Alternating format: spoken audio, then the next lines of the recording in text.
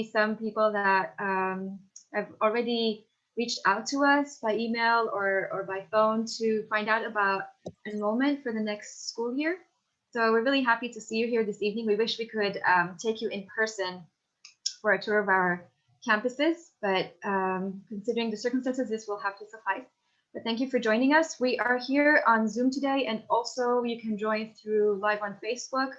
And we are going to walk you through some background information, the history, the structure of our school. You'll be introduced to our teachers and their curriculum. And any questions you may have, you can keep them for the end, or you may write them down in the chat. And we will be going over and answering these questions at the end of the session, if any of them have not been already answered during the session. So please keep your questions and answers till later, or feel free to put them in the chat for us to review later on. So I'm going to share our slide here, please.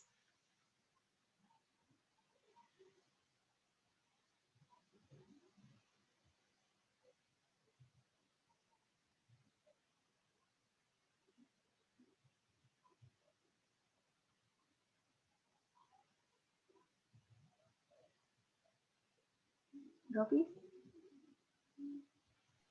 Hi, Krishna. I'm just setting this up real quick.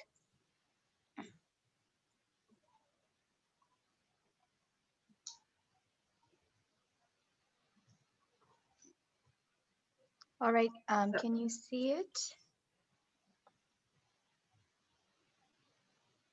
Not yet. I'll go ahead and get started if you can put in the screen. Chikishori, for the beginning here, I'm just going to make you the host. All right. Because I'm also trying to set up the live video and there seems to be some issues with it. So just 1 second. Technical difficulties. All right, here we are, your host now. Thank you. And I just realized that I did not introduce myself. My name is Nritikishori Dasi, and I'm the principal of TKG Academy. And I'll introduce you to the rest of our team as we go along. I'm going to share my screen now.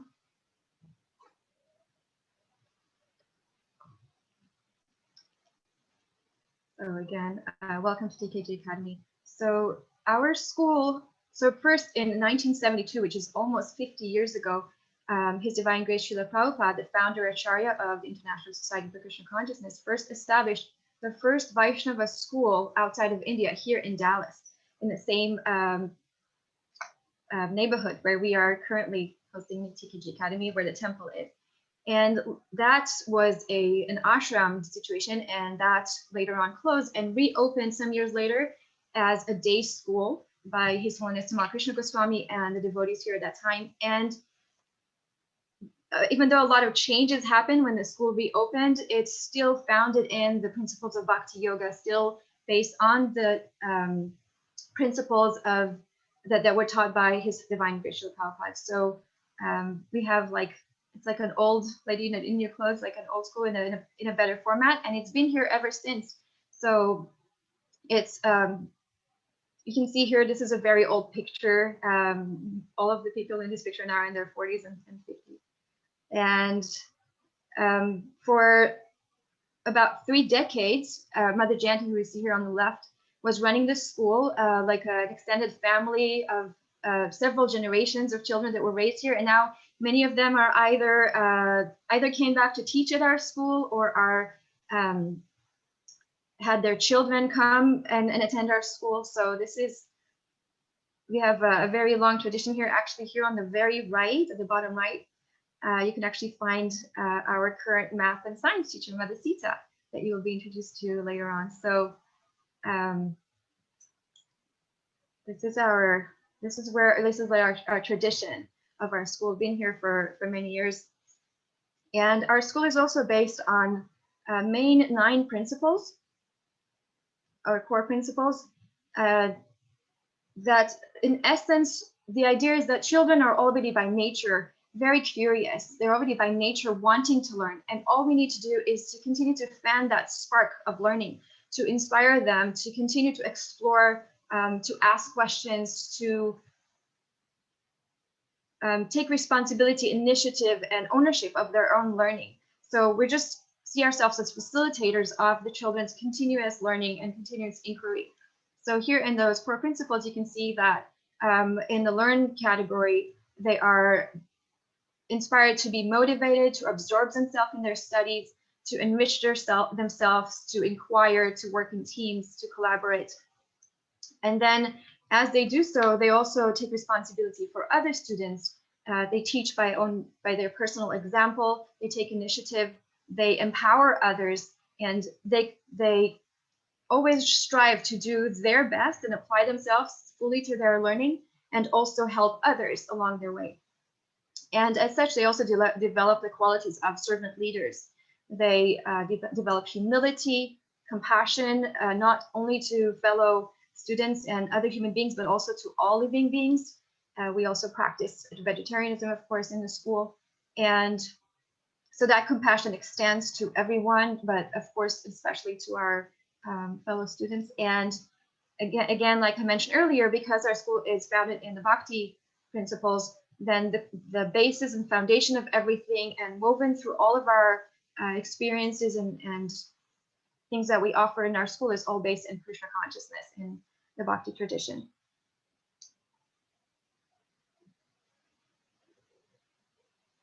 If you see anything along the way that you would like to learn more about, you can, again, you can put it in the chat and you can cover those later. So our school is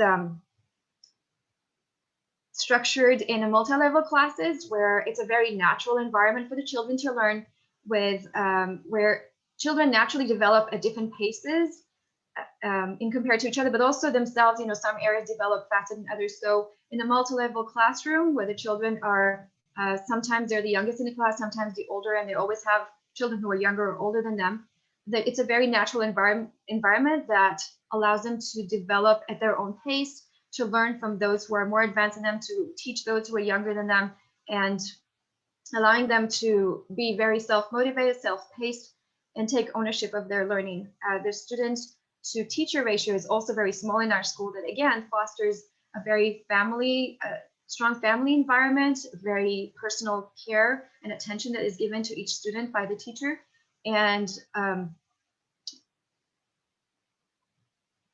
in the next slide,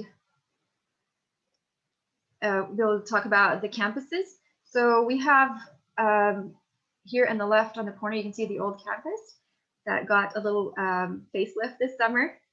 And this is called the Krishna House, and it hosts the early childhood class, the lower elementary class, and the upper elementary classes. And on the right, you see children outdoors, especially this year, but also in general, the weather here is during the school year, it's nice almost year round, and we take advantage of outdoor learning whenever possible, but especially this year with COVID, we like to take advantage of taking the children out of the classrooms. And then just almost 5 years ago, I guess 4.5 years ago, we also went through our campus expansion phase 1 and acquired a second building within the neighborhood that is called the Gora House, and that hosts the middle school and high school classrooms. So the whole TKG Academy campus, both buildings, are nestled in the pecan grove here next to the Hare Krishna temple of Shishivada Kalachandji. And within this neighborhood, we have over 50 families, devotee families that live within the immediate neighborhood.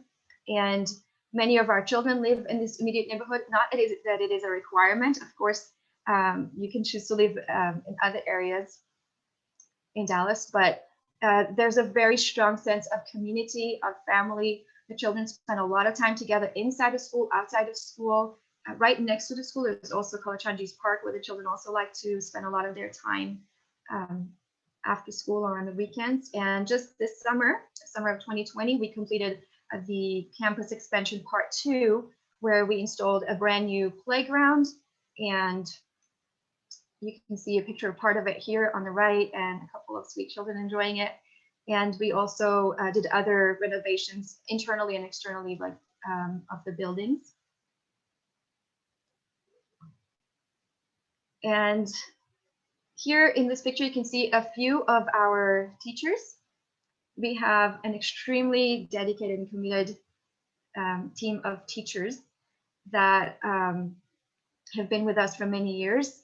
I will introduce them one at a time as we go through it.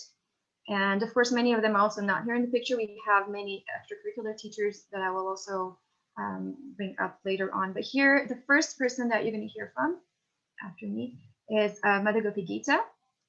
And she is also the vice principal of TKG Academy and has been with the school for about 15 years now, and is currently teaching the elementary classes, as well as she's been teaching all these years the Sadhana Shastra classes for the older kids as well. So she will tell you a little bit more about herself and about the programs that she's teaching at the school.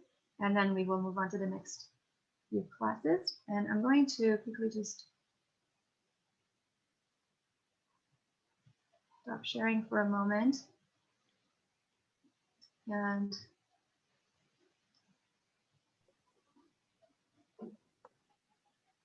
Hare Krishna. Gopi, just should I transfer you for host, or do you want me to? Yes, I went ahead and transferred for host. So Okay. All right. let me just get this, cancel this out and continue. Hare Krishna, everybody. So good to see you all here. I see many of you who we've been waiting for your kids to join us, and we're excited that we're getting to see you in this forum, even though it would be nicer to see you in person. So I will be talking to you about the early childhood. Starting off with the early childhood, Mother Madhavi this year is teaching the early childhood classroom. And let me get to that slide real quick. Yes, so the early childhood classroom is 3 to 6 years old. It is a Montessori inspired classroom, primarily guided by student choice. And so students, they check every single activity that is available and what they're going to do and how they want to do it. And because they get a chance to choose their activities, they're highly motivated, much more motivated than if the teacher is continuously telling them at age 3 and age 4 what to do.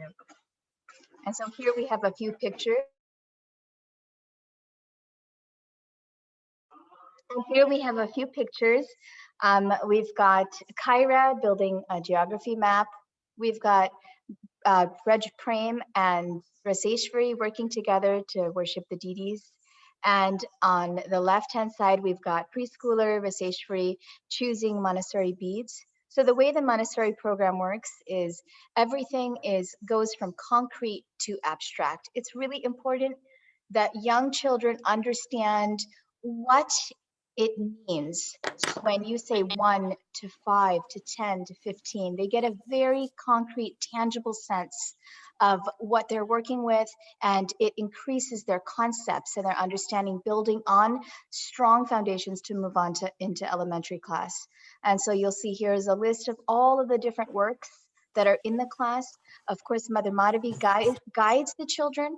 So they have choice in a variety of options, but she's also guiding them to make sure that they're progressing and that a child isn't just going to be choosing, say, spooning for 5 months. She has the work plans aligned for them and then guides them accordingly. And each work is individually one-to-one taught to the child. And we've got a bunch of wonderful pictures here. We've got a few children doing math, science activities. Here we have Braj Prem working on skip counting. I'm the first grade, second grade teacher, so I know that skip counting is a powerful tool for them to memorize multiplication tables. And we have Raghav working on fractions. Again, it's from concrete to abstract. So with the movable alphabet, Braj Prem, he's an early reader. He's already writing, and this is how he's writing the sentences, first on a sentence line, and then from there it will be transferred to lined paper. But this way he gets to see where each letter fits, and again, also spell out words that he knows. And Kyra is working on connecting different short vowel sounds. So the reading process is through Montessori Pink, Blue, and Green series, and they have been working on the Bob books and other early readers. And here we have our preschooler, one of the preschoolers working on identifying her numbers and counting objects. And like that, there's science activities here in anatomy. Raseshwari is working on body parts and matching body parts. and they have a blast. And another beautiful thing about the early childhood and really every classroom is that kids really get to worship according to the bhakti practices established in the International Society.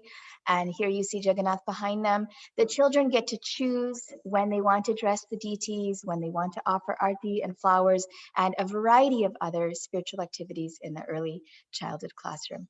And sometimes the early childhood and elementary classmates will, students will get together and work together. Here we had, we try to do this as a yearly project of butterflies. You start off with larvae and the children discover, they see in person how larvae turn into the 4 different cycles. They change their bodies and become butterflies.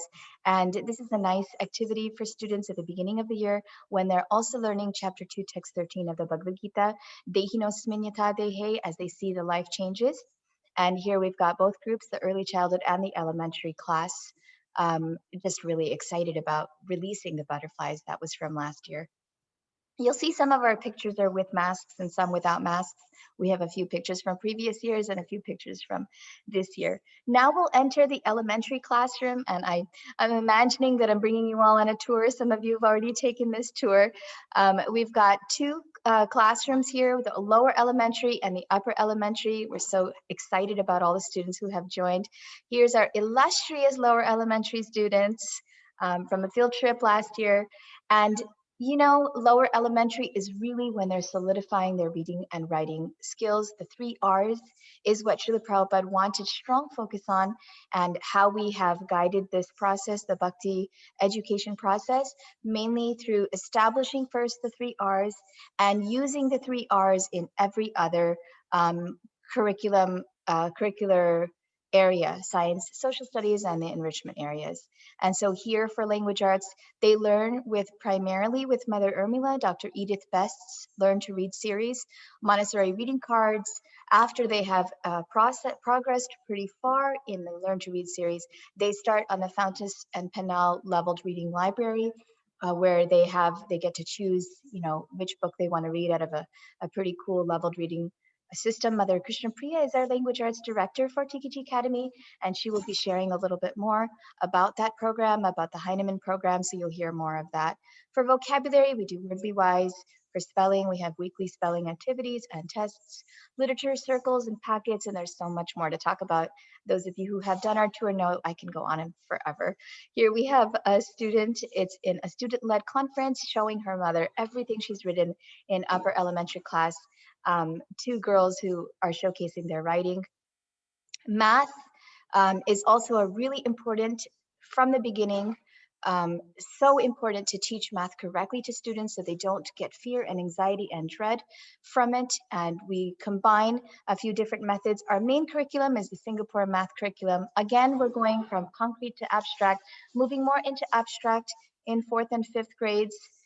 Center work and games to reinforce concepts all across TKG Academy. Also in the middle school, kids do center work and games to make it a lot more exciting and a lot more fun to really reinforce concepts. Singapore math is really strong in real world problems, where they take some of these problems, and Mother Sita can attest to this. She's the 8th grade math teacher, are like, complicated even for adults.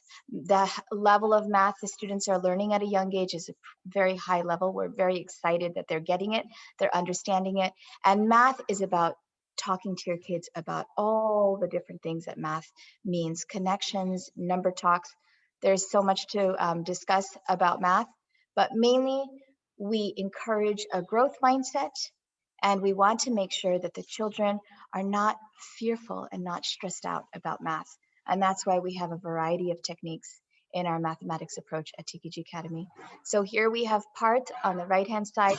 He's doing fact families. This is a 1st grade boy this year, and he has decided he's going to make a craft. They wanted to make a craft with their fact family. So it's a project-based approach in my classroom. Go ahead and do it. And he has learned that 99 times 2 is 198, and has decided to come up with his own fact family on that.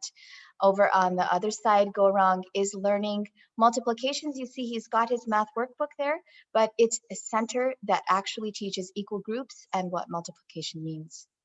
In science and social studies, it's primarily project-based learning, where we have certain TEKS objectives. In social studies, we use the TEKS. In science, we use NGSS standards, and they have certain objectives they need to hit, and we hit those objectives through project-based learning. And here are a bunch of projects.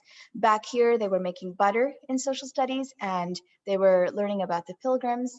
So they've got, you know, a couple of angry faces here because they came up with a whole project on how they're going to fight against the tea tax of early America, the Boston Tea Party. That was the whole story there that they had learned about in their social studies.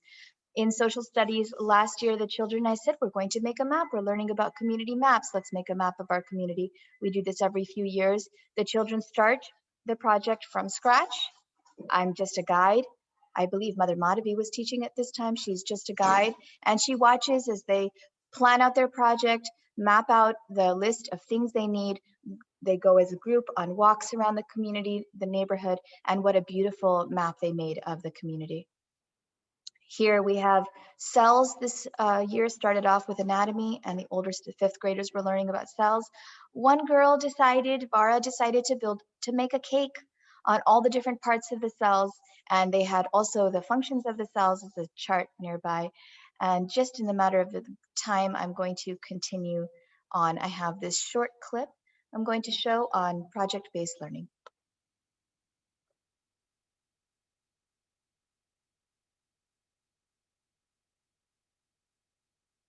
Learning through projects rather than doing culminating projects. It involves student choice in design instead of just following a set of instructions. It includes student inquiry rather than pre-planned questions. It includes peer and self-assessment rather than only relying on teacher assessment. And it includes student ownership of the process rather than just teacher ownership of the process. The Buck Institute identifies the following 7 project design elements. Number 1, challenging problem or question.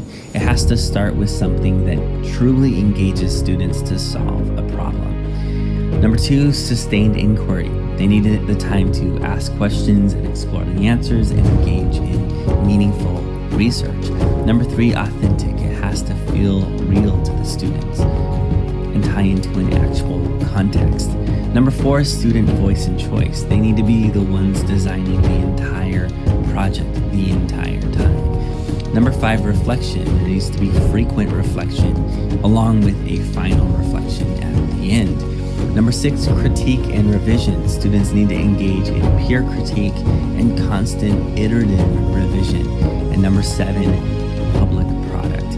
They need to launch their work to an authentic audience.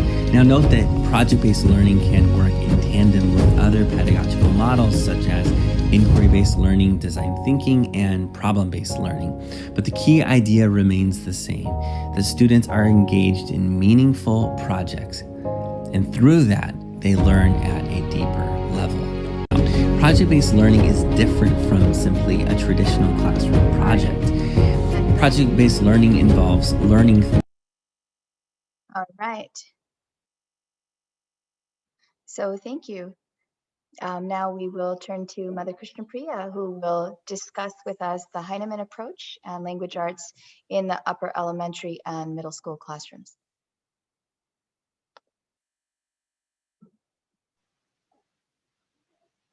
Krishnapriya, would you go ahead and introduce yourself? Krishnapriya Sure. has been for quite a few years, but she can give you a little bit of her background and the curriculum and the program that she's using in middle school language arts and upper elementary language arts as well. Gopi, are you going to do the slides while I talk? Okay. Okay. So, see the next slide, please.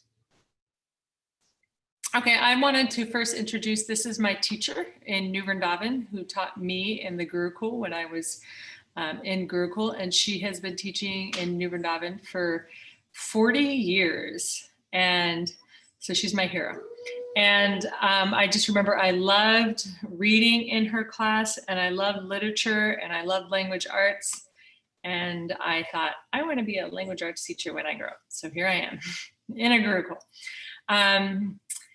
And I remember thinking when I started teaching here at the TKG Academy, how can I get my students to love reading and writing as much as I do? And so I took a peek into my past, and I went back to my Gurukul, and I saw that her classroom was filled with books, books, books. And she really created an environment for students to become readers and writers. So you can go to the next slide. And so the language arts I use for 5th through 8th. Oh, actually, before I go into this, I also attended the University of Florida and got my master's degree in actually language arts instruction for middle school, high school. And I went on and got a fellowship for teaching language arts through the University of California, Irvine. And I taught both at a Catholic school and at the Bhaktivedanta Academy in Alachua. And I did Montessori training while I was there. Okay, so this is the curriculum we use in our class. It's the Units of Study, which is developed by the Columbia University in New York. And they base their methodology on the Reading Writing Workshop, which is really getting kids to write and read a lot. As you can see, the independent reading and writing time is 20 minutes to 40 minutes. And what you do is you, each day you do a mini lesson where you teach strategies, and these strategies can be applied to any reading, writing material. Sometimes we apply the strategies to Mahabharata, sometimes we'll apply the strategies to books that they're really invested in reading. And then we do a lot of book clubs and sharing. And you can go to the next slide. And so the whole goal of my language arts program is to create, it's to inspire avid readers and writers. So we have a library of over 700 books. And I set a goal for my 4th and 5th graders to tell me how many, to read at least 40 books. And they have like exceeded my expectations. They've read like 75 books. They're so into reading. They're just like shooting up to the moon with books. And I try to inspire my students to always have books, to choose their own books, to talk to each other about reading. As soon as I come into the classroom sometimes, or even when I'm like at the Sunday feast, I'll have like 3 kids come up to me and tell me about a book they're reading, and which I completely enjoy. So that's kind of the daily joy of my life, is being a teacher of language arts.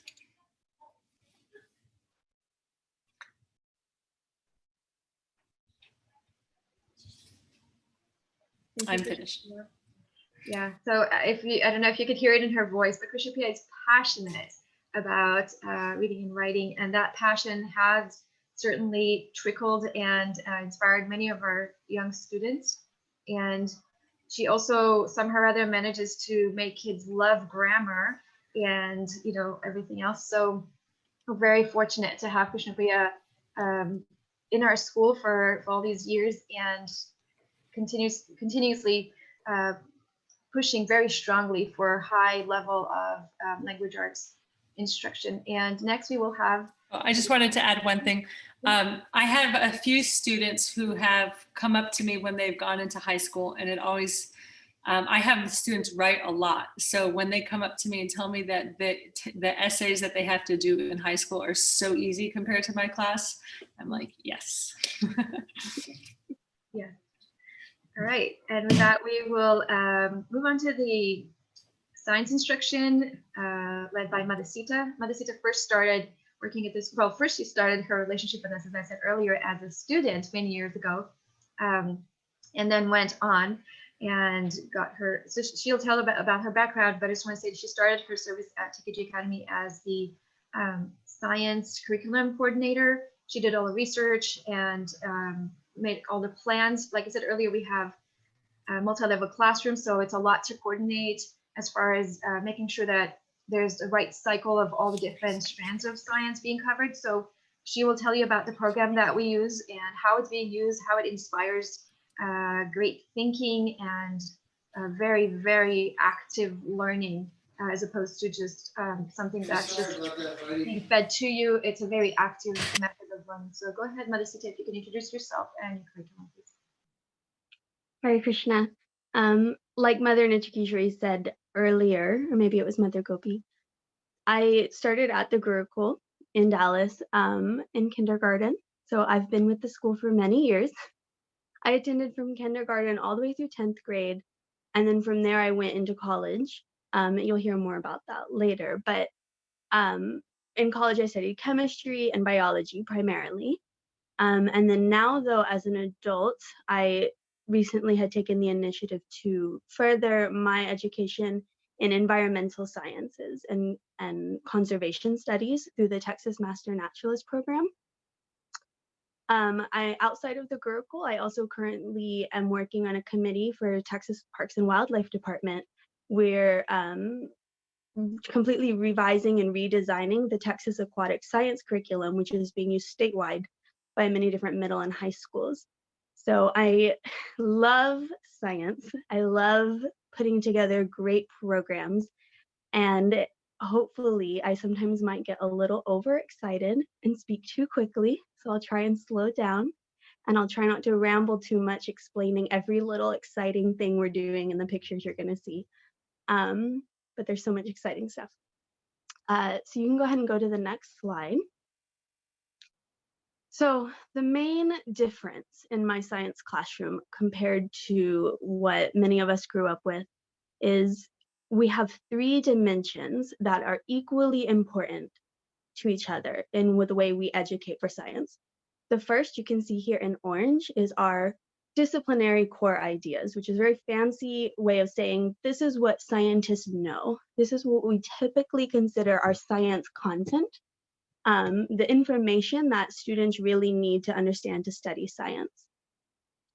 But then we also, over here in the blue, we make sure we really spend time talking about and practicing what do scientists and engineers actually do? What are the methodologies that go into studying science? And I'll be able to talk more about that in a minute. But we also have this thing that's really, I think, where the magic happens. It's our cross-cutting concepts. This is where we try and figure out how do scientists think. This is where we connect ideas like one cross-cutting concept is cause and effect. Cause and effect will connect any idea we learn through science, but it also is going to connect across subjects. And so we're able to use all 3 of these really in conjunction with each other. They're completely interwoven. You cannot separate them in the way we study science.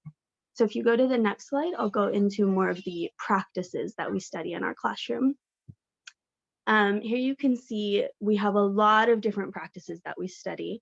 The students analyze large sets of data. They're graphing, they're finding rates of change over time. We're modeling. Down in the bottom left, you can see these detailed models where we take a problem that we want to understand. We either want to solve a problem or we want to understand some phenomenon, and we study it, and everything we learn we apply to understanding that problem. And so this really detailed model, you can see this is the norm for the students. And what is really, I think, the best part of this is that the students determine what information needs to go into their models.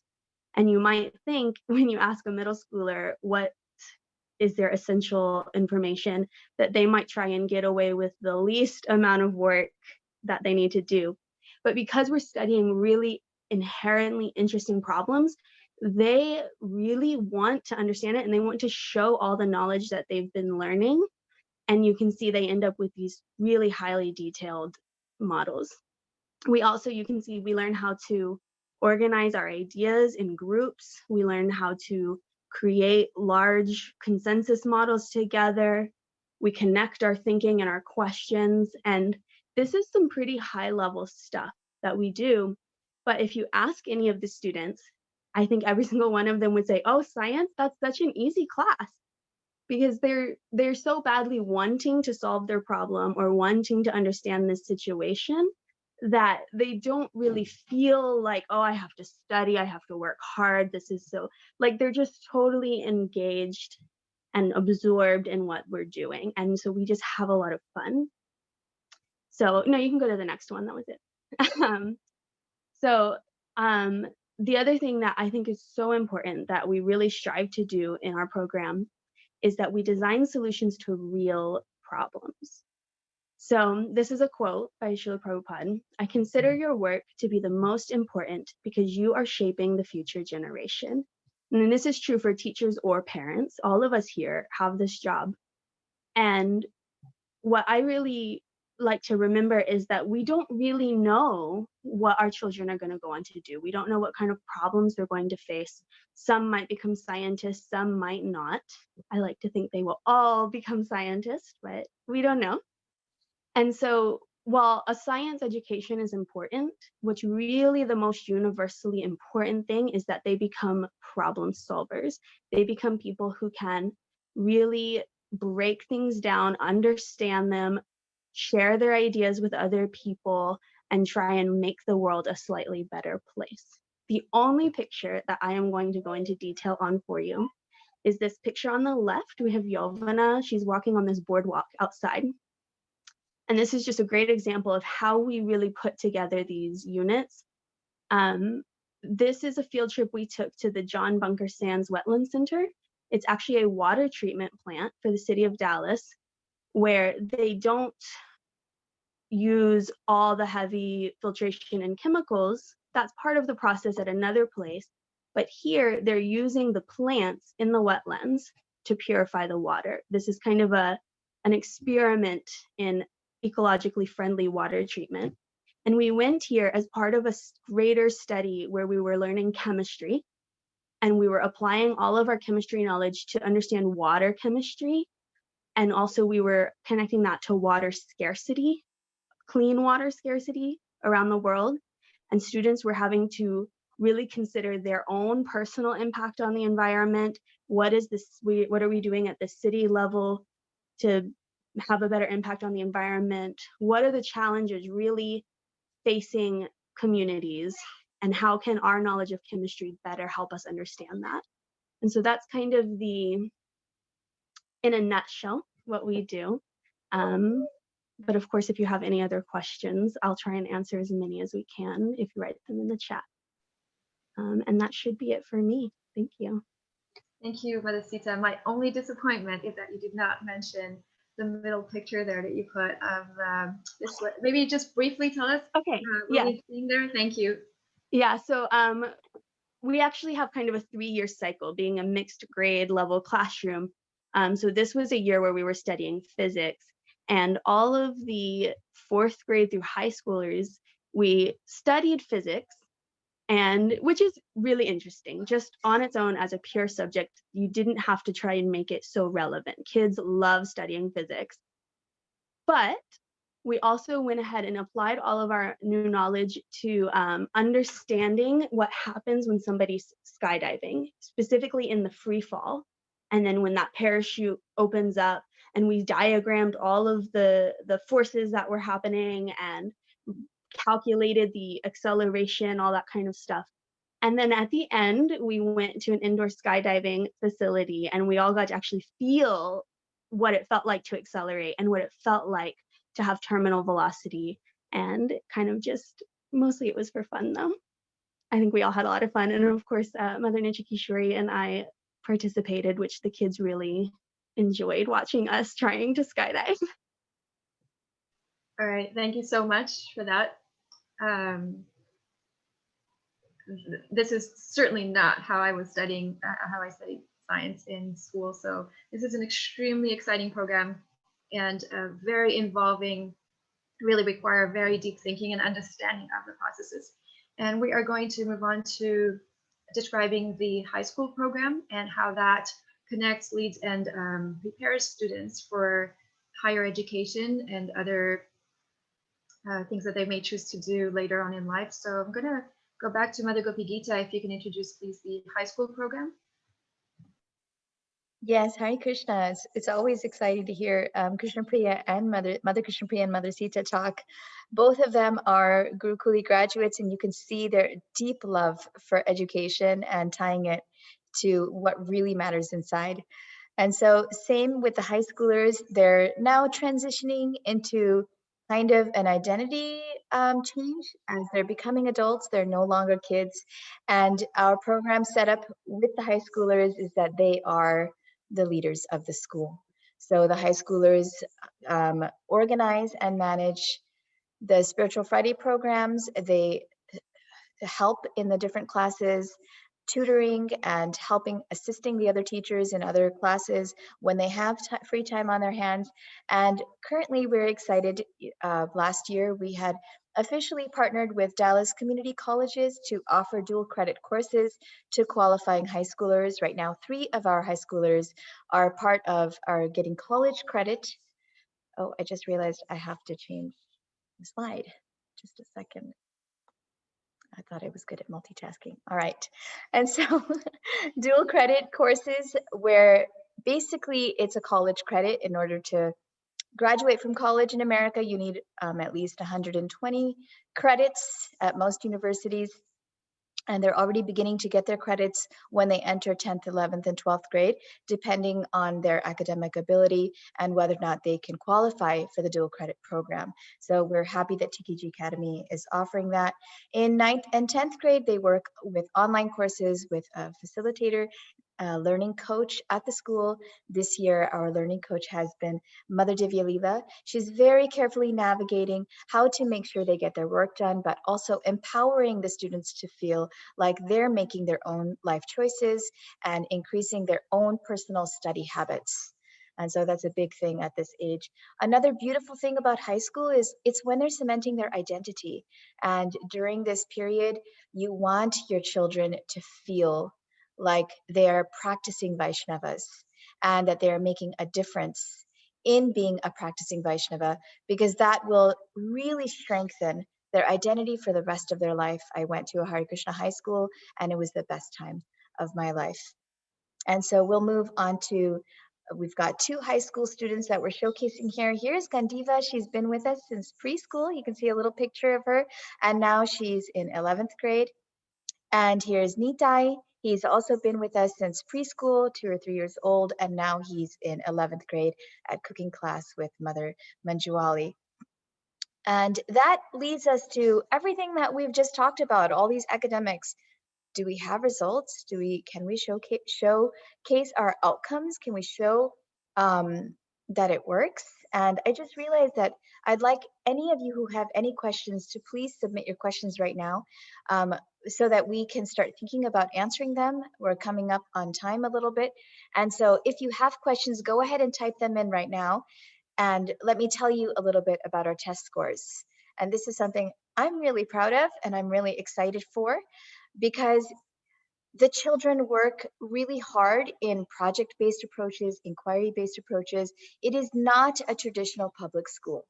And because of that, we do not like to follow cookie cutter standardized systems of multiple choice and answer questions only in a specific way. Every child's mind is unique and individual.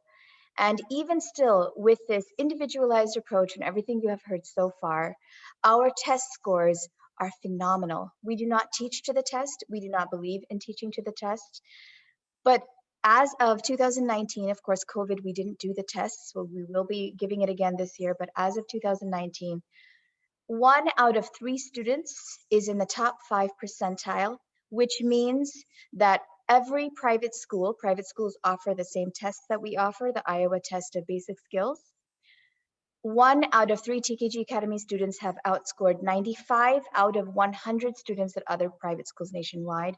And I have checked the statistics, Hockaday, St. Mark's. All of those schools offer the Iowa test of basic skills, as well as the top 10 is 2 out of 3 students are in our top 10. They're outscoring 90 out of 100 students at other private schools in the United States, and 4 out of 5 students are outscoring 80 out of 100. That means that they're the top 20. So I can explain this a little more to you if you'd like to see the data, but that is something we're very excited to say as Srila Prabhupada's very first school. Now I'll explain to you a little bit about the real reason why we have TKG Academy, and that is our spiritual program. And we do believe that all of the success that the students showcase and all the heart of what the teachers offer is because of the bhakti practices that all of our teachers follow and that we instill upon our children in our classrooms. Every morning, all students start their day with bhakti practices established by Srila Prabhupada, japa meditation, mantra meditation.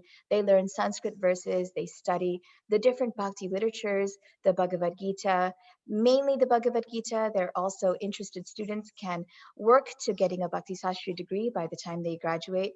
And the funnest part of our day is the Spiritual Friday program, where all the students are rostered and trained in groups to perform the arti ceremony, to give the class, to bathe and dress the deities.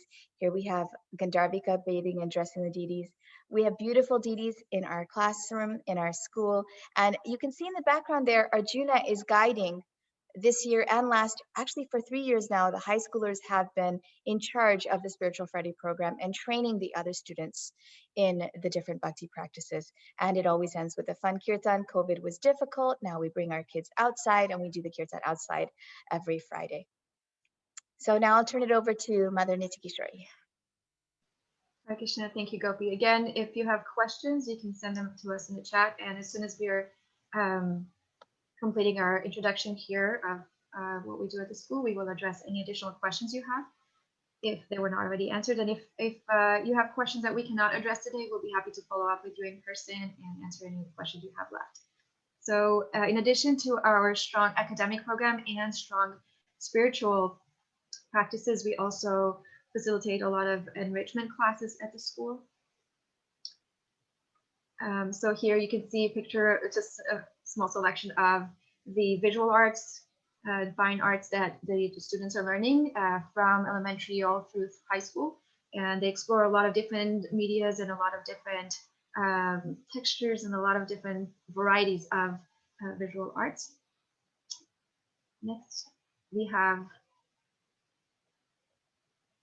gardening. We are very fortunate to have a community garden just across the street, and also a small garden within our campus. So here you see little Gaurang in the middle harvesting a huge bunch of carrots, and the kids have regular classes there where not only they're harvesting, but they're really learning the whole process. They take very careful they take a lot of time carefully planning how to make the best use of their space, how long they have charts of how long each plant will take to grow and how much space it needs. And so it's very, very carefully planned, and they're really learning of, it's not just, okay, you know, plants need water and sunlight, but it's a very carefully designed program by a very committed teacher, Shalagram Prabhu, who's been running the community garden for over a decade. I think maybe also 12 years or so. So it's a very wonderful program, really important life skill to learn how to grow your own food. So next, we have culinary arts. After you learn how to grow your own food, you also need to learn how to use it and cook with it. So we have Master Chef Mother Manjawali, who is one of the head cooks at our local Kalachanji's restaurant. She teaches the culinary arts class. She's expertly teaching the children how to balance different things and cook things really nicely. So we're very fortunate to have the cooking classes, and we have yoga classes. Needless to say, this is extremely beneficial for the children's bodies, minds, and the balancing of those and spiritual. So really fortunate to have that program very, very carefully and systematically taught, again, from the elementary classes up. Next, we have STEM, preparing for 21st century skills that children need to have. So programming, coding, and just a lot of technology and experience and introduction to coding and important programs that children need to learn. And we also recently started we have a physical education, extremely important. Of course, our children get a lot of outdoor time and a lot of physical activity. They have a snack break early in the morning, not early in the morning, but halfway through the morning session. And then they also have a long lunch break where They get to be outdoors and be active, which is extremely beneficial for them physically and mentally. And they also have organized physical education classes where they are building up, specific skills and strength. And we also recently started financial literacy classes with the middle school, high school, extremely important skill for life. Regardless of what you do, financial literacy is essential. So those are the enrichment classes that are offered in the school, within the school. We also have a lot of activities going on throughout the years. We have some annual festivals that we observe. Here you see the Govardhan Puja. The children make a hill. They learn about the different places in Govardhan and the pastimes. Every year we introduce it in a different way. Sometimes they get to perform a drama. Sometimes they research the different places and present them.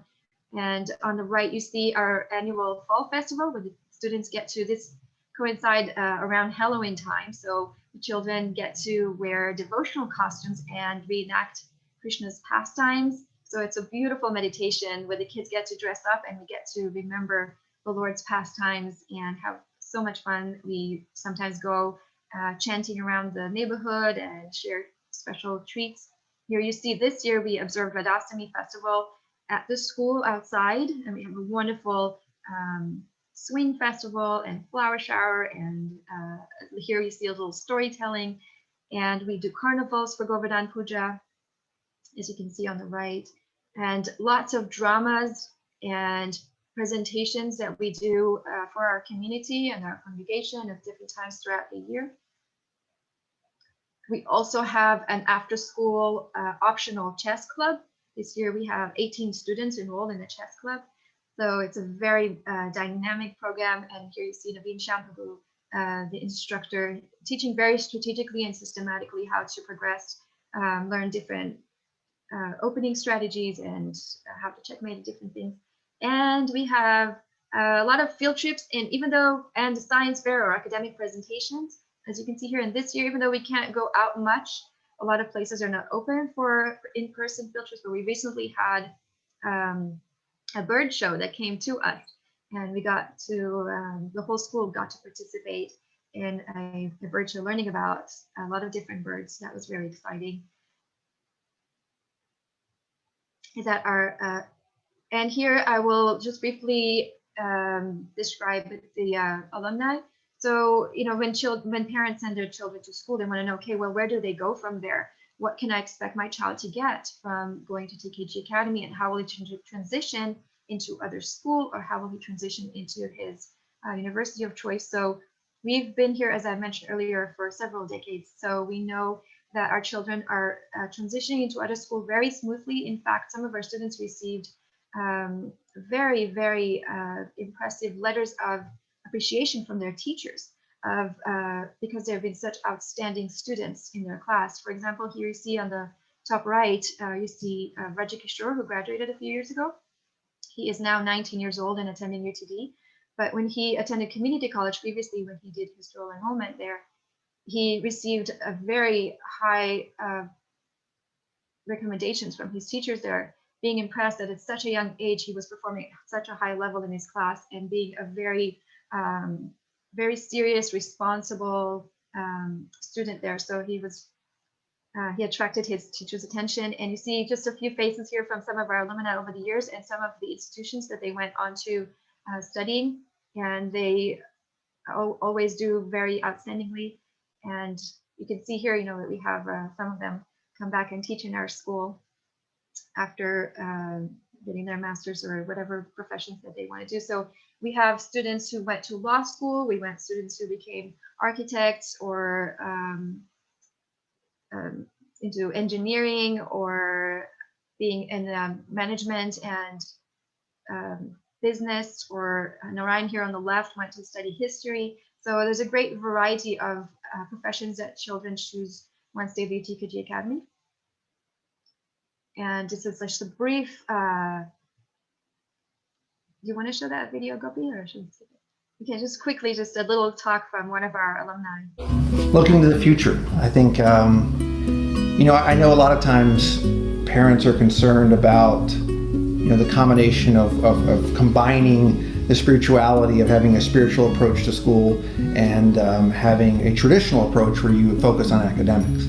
Well, I can tell you right now that I had no problems when I transitioned to Western schools and colleges. I was always top 10% of my class. So from my perspective, the education that I was provided was absolutely enough to get me to that next level. And in some cases, you know, it was on me. It was on me. I could have done even better than that if I wanted to, if I'd set my mind to it. So, you know, providing that sort of, you know, necessary Western education, that structure, of course, mathematics, English, history, you know, the liberal arts, that's there. It prepares you for college and the world.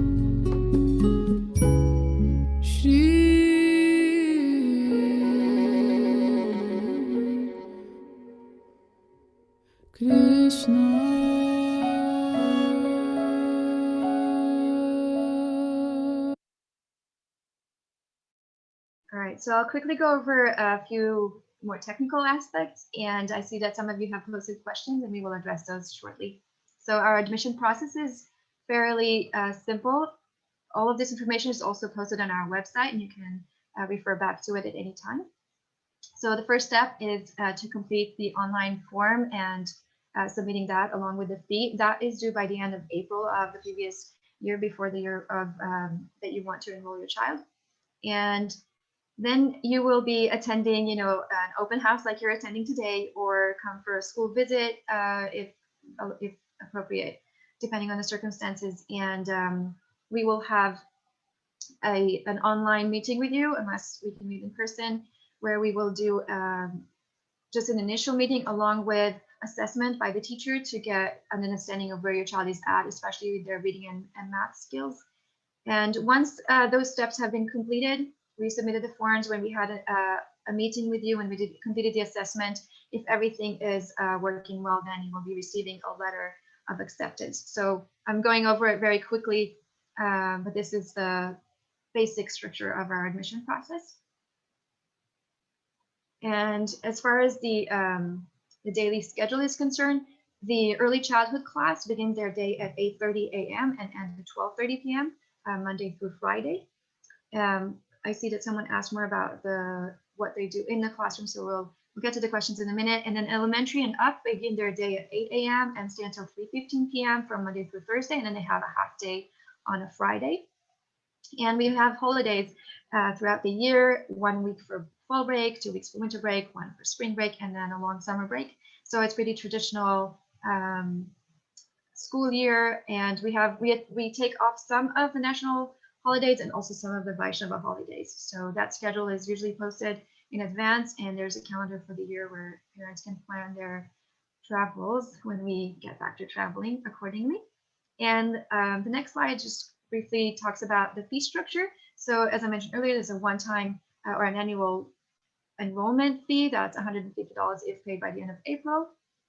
And the tuition is spread throughout 10 months in the year. It's paid monthly for the early childhood. So the fees are posted here. It's $425 for the early childhood, $495 for elementary, and for $525 for middle and high school. We do have siblings discount, and also we offer in-school scholarship based on you know, that you have to apply for, and then based on your eligibility, you may be qualified for a percentage of the tuition. Be at the end of this. Okay, we'll just a short clip here, and then we will address your questions. Thank you again for joining today.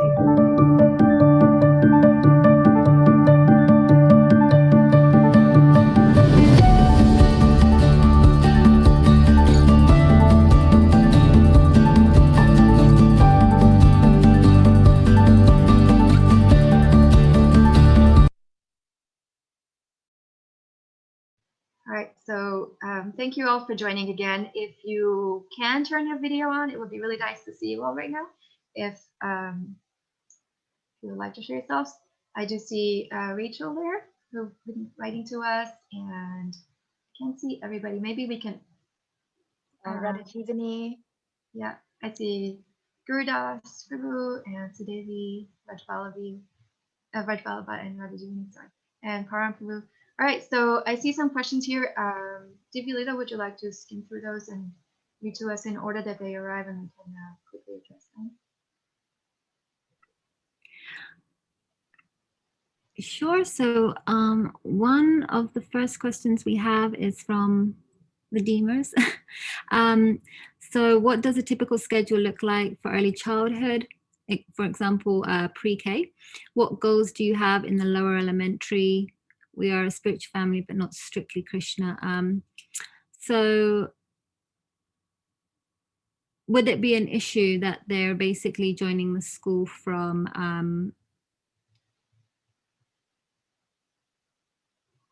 a not a strict Krishna family? All right, so not at all an issue.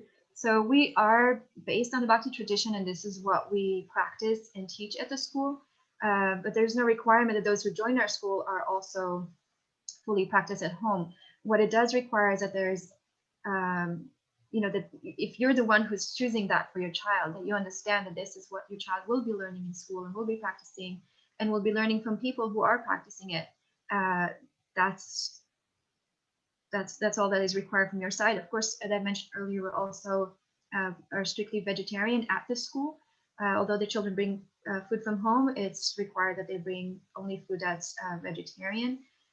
But other than that, your practices at home, of course, like you said, you're a spiritual family. So as long as the child understands and the parents understand what the child is learning, and there's some level of, like favorable feelings toward it, and the child is not getting conflicting ideas.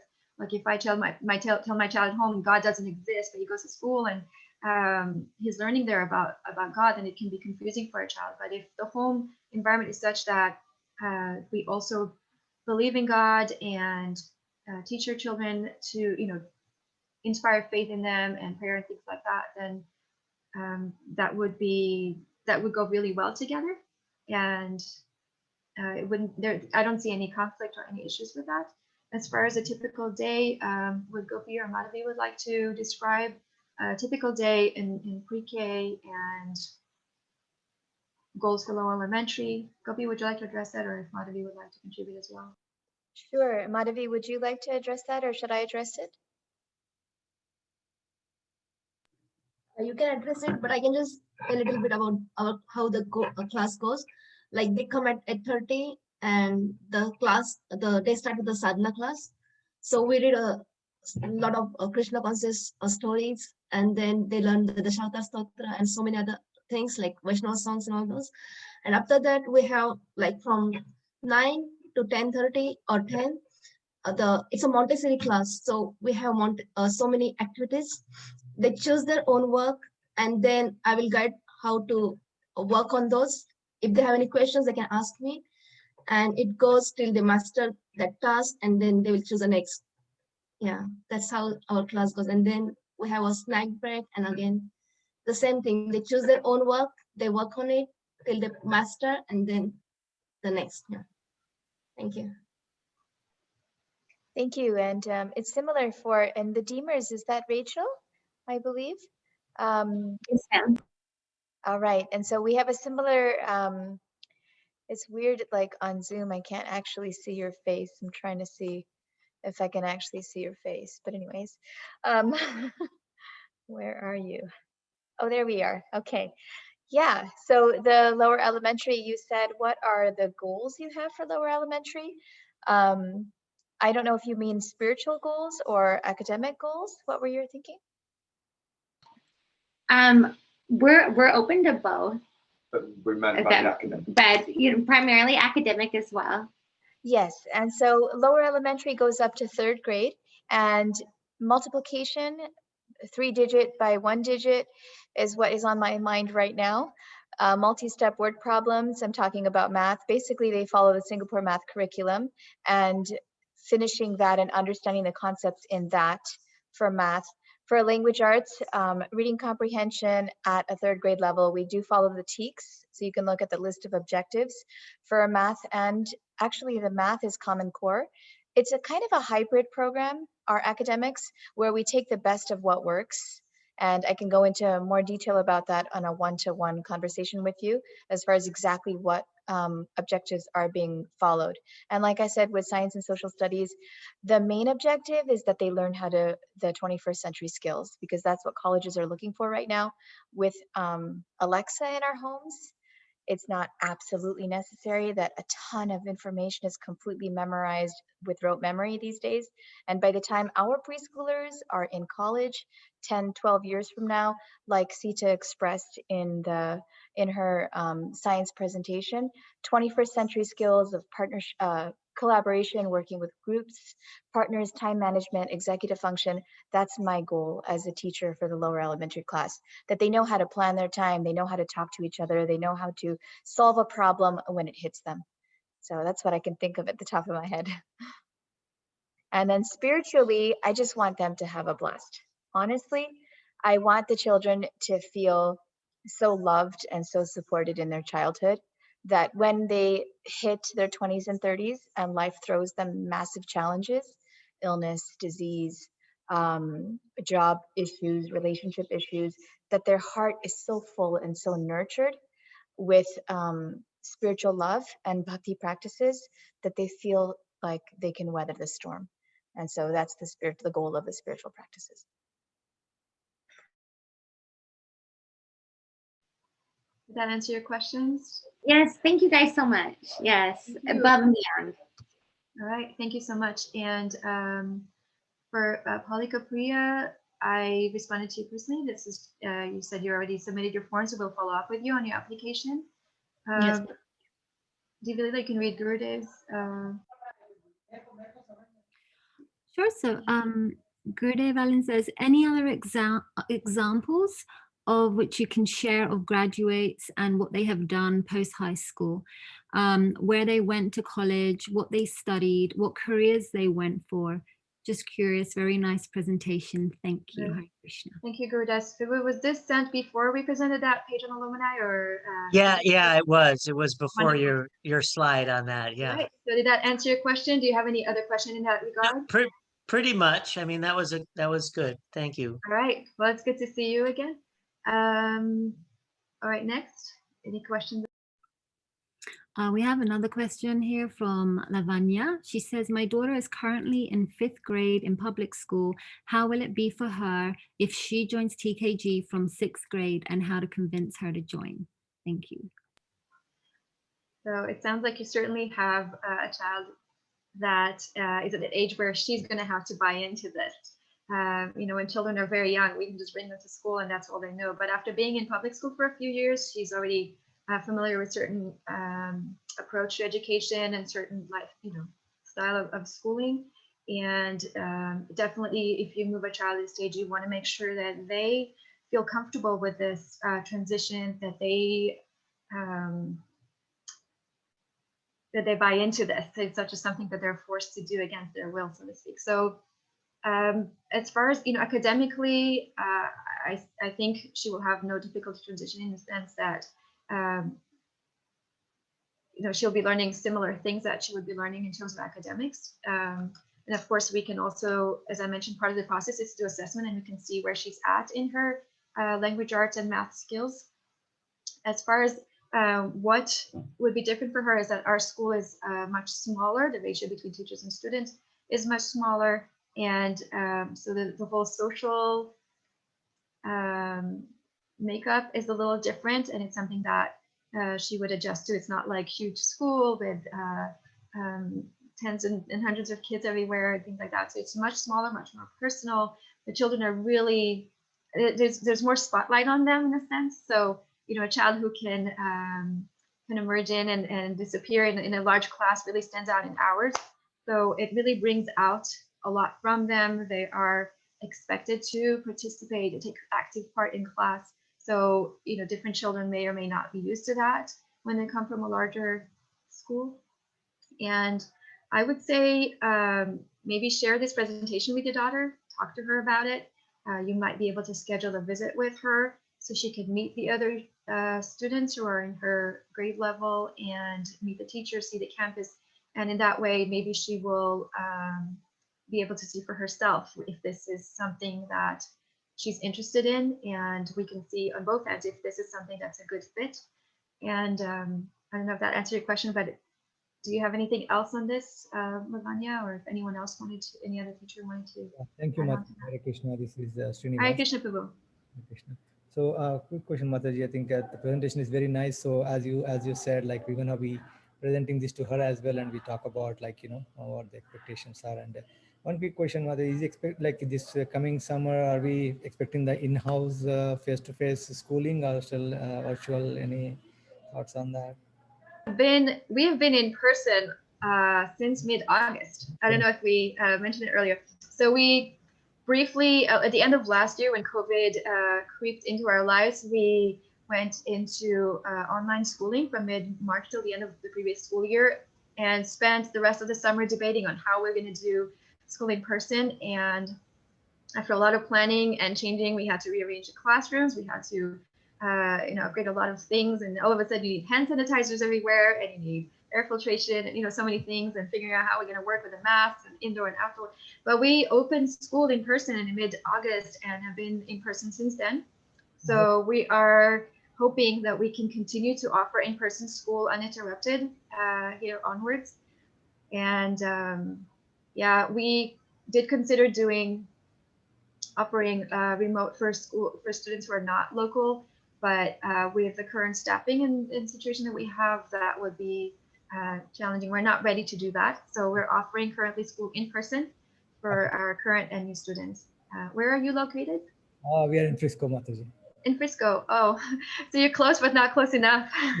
Well, I wanted to say that Hari Krishna Prabhu, Mataji, nice to see you. Siddharth has been one of my online students on the weekends.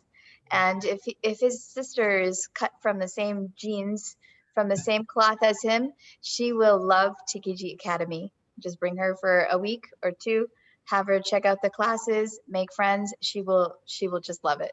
And so just try it out first. In the beginning, they don't know. So they're like, teenagers, but just bring her and she can try it out. Of course, it's a bit of a drive. We have had families that have done that drive. So you can think about it and decide. Yeah, she is starting middle school, Mataji, this year. So that's why we thought if we change at this time, that will be right. A good time to transition. Yeah. So we can follow up with you in person. Outside of this meeting, we can schedule a meeting with you online and discuss any questions you have and how we may be able to serve your family. Sure. Thank you so much, Mataji. So you can stay in touch with us. Any other questions? Yeah, we have a question here. I think you might have answered it, but Rekha asks, what does TKG stand for?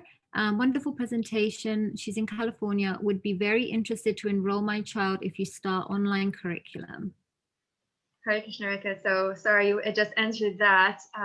We are unable to offer online at this time. We're offering only school in person. And sorry, I answered the last part of your question, so now I can't remember.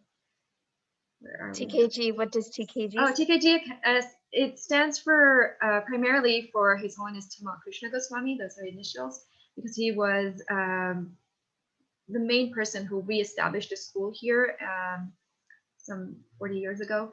And this is kind of his legacy, continuing from Srila Prabhupada. And it also has initials for other purposes, but this is for this purpose. I'll do that. And then you had another part of your question that I'm not seeing right now.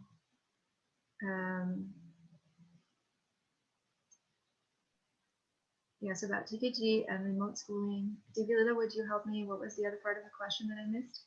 That's it. It was just both of those. Oh, sorry. All right. Oh, and you're in California. So we also wish you could enroll your child here.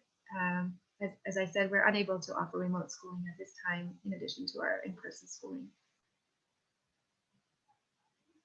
Any other unanswered question that we can address in a few minutes? The annual fee has been covered, and also all this information is available on our website. Any additional questions from any of the attendants on Facebook or here, or Madhavi? Otherwise, we can end up. And you're all welcome to email us with any additional questions you have, and we can schedule a separate time to address your personal situation and how we can help you in the application process.